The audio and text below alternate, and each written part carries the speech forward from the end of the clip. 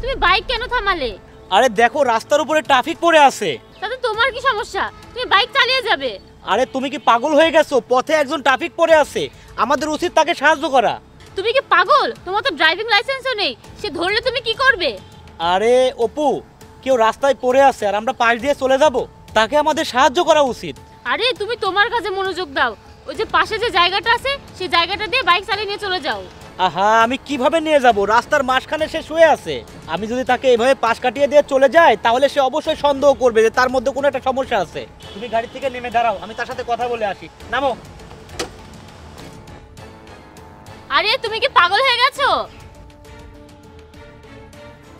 আরে স্যার, আপনি ঠিক আছেন? আপনার কোথাও লাগেনি তো? হ্যাঁ হ্যাঁ, আমি ঠিক আছি। জানি না কোন গাধা আমার জুতার ফিতা বেঁধে দিয়েছিল। ঠিক আছে স্যার, নিজের খেয়াল রাখবেন। ওই খেয়াল রাখাওয়ালা, গাড়ি নিয়ে যে ঘুরে বেড়াচ্ছেন, আপনার ড্রাইভিং লাইসেন্স আছে? Driving licence? না স্যার, ড্রাইভিং লাইসেন্স তো আমার কাছে নেই। বাহ বেটা, তুমি লাইসেন্স ছাড়া ঘুরে বেড়াচ্ছ, তোমার জরিমানা হবে। জরিমানা? না স্যার, জরিমানা করবেন না। ওই গাড়ির দিকে দেখুন, ওখানে আমার গার্লফ্রেন্ড আছে। এটি আমার গাড়ি, সে আমাকে বলেছিল এখান থেকে চলে যেতে। আমি তাকে বললাম স্যার নিচে পড়ে গেছে, আমি এখান থেকে কিভাবে যাব?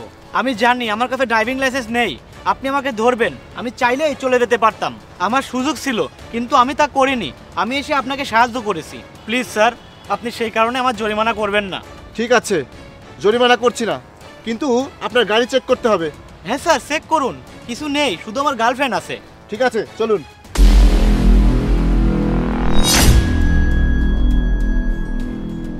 ও ম্যাডাম, সরে আসুন, আমাকে গাড়ি চেক করতে হবে। হ্যাঁ বাবু, সরে যাও, স্যার গাড়ি চেক করবেন। অপু, তুমি? স্যার, আপনি আমার গার্লফ্রেন্ডকে চেনেন? গার্লফ্রেন্ড? আরে সে আমার স্ত্রী। স্যার, আপনি সব কি বলছেন? আমি আপনাকে জরিমানার টাকা দেইনি, তাই বলে আপনি আমার গার্লফ্রেন্ডকে আপনার স্ত্রী বলবেন? আরে ভাই, আমি সত্যিই বলছি, আপনার বিশ্বাস না হলে আপনি অপুকে জিজ্ঞাসা করুন। অপু, এইসব কি? তুমি তার স্ত্রী? হ্যাঁ, সে ঠিকই বলছে। সেই জন্য তুমি আমাকে চলে যেতে বলছিলে, যাতে তোমার স্বামী জানতে না পারে যে তুমি আমার গার্লফ্রেন্ড। আর আমি জানি তুমি আমার জুতার ফিতা বাঁধিয়েছিলে। আরে আল্লাহ, এখানে তো আমার স্বামী।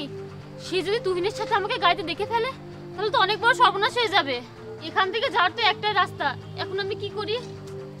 এই যে ভাই শুনুন, ভাই আপনি আমার জন্য একটা কাজ করবেন, এই 2000 টাকা ধরুন। আমি ওই ছেলেটাকে আমার জুতার ফিতা বাঁধতে দেখেছিলাম, কিন্তু আমি দেখতে চেয়েছিলাম যে তুমি কত দূর যেতে পারো।